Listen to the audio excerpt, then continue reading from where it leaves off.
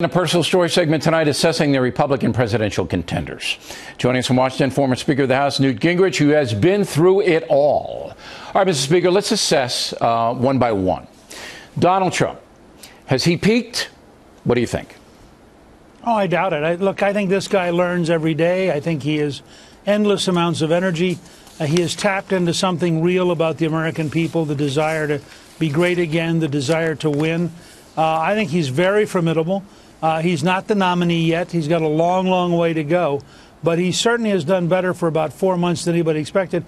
And he's staffing up. He's hiring more people, building a bigger organization. He will be formidable. And somebody, I don't think he'll implode. Somebody will have to beat him to stop him from becoming the nominee. Okay. Ben Carson rating second in the poll. Outsider. How's his campaign shaping up? Look, I think he's the most remarkable figure, even more than Trump.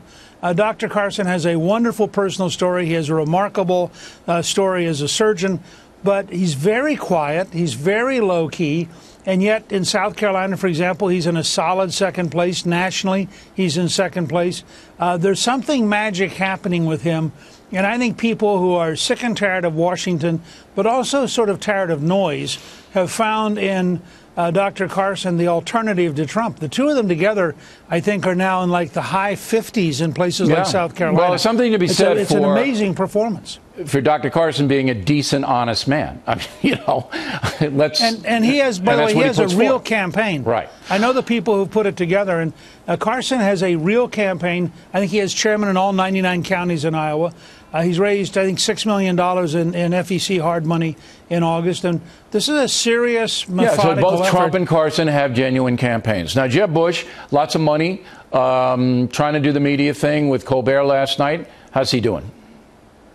Well, I'm really very surprised. I think Jeb is a very, very good politician. He was a very good governor of Florida.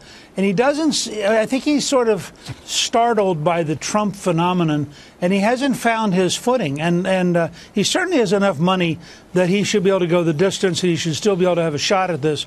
But he's going to have to find some pattern that we don't see it. Jeb Bush is a person who likes people. He's not a natural fighter.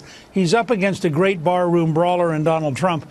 And somehow Jeb's going to have to find a way to get in the ring and be equally tough. That's going to be interesting. All right, Marco Rubio, senator from Florida, competitive, but really hasn't caught fire. Yeah, he's stunningly talented. He's a terrific person, and he's very knowledgeable. He's almost a natural vice presidential nominee, but he hasn't broken through yet to be a presidential contender in a way that he should. And his performance was fine in the first debate, but it didn't somehow. People nodded yes, but they didn't then vote for him. And that's a challenge for Marco to figure out what's the missing ingredient here. I don't know either. Ted Cruz, very bombastic himself. How do you assess his chances? Well, you know, Cruz is doing something very clever. Cruz is, in a sense, riding right next to Trump. I mean, the fact that Cruz invited Trump to come to the U.S. Capitol today and to oppose the Iranian deal together, you know, we'll see. Cruz is a very, very smart man, and in the absence of Trump, would have been the natural Tea Party candidate, and maybe in the absence of Carson, the natural evangelical candidate. The problem he's got is both those guys are now bigger than he is, and he hasn't quite yet figured out how to get past them. Scott Walker, governor of Wisconsin, hasn't caught on yet, has he? No, and it's a little bit of a surprise. I've known Scott for a lot of years. He's a very solid guy, very courageous guy in what he did in Madison in taking on the government employee unions. But he is very quiet in a different way than Carson. He hasn't found his voice, and he hasn't communicated the kind of fervent, direct appeal that people want to hear. People want to feel that it's in your gut, that you're ready to lead the country. Yeah, he's not an emotional guy. All right, the four remaining in the CNN debate, it looks like, are Fiorina, Kasich, Huckabee, and Christie. Any of those four do you feel have a chance to break out? Yeah, I think both Fiorina and Kasich have huge opportunities. Kasich has run a very smart campaign. He's in second place in New Hampshire, which was a deliberate campaign decision on their part.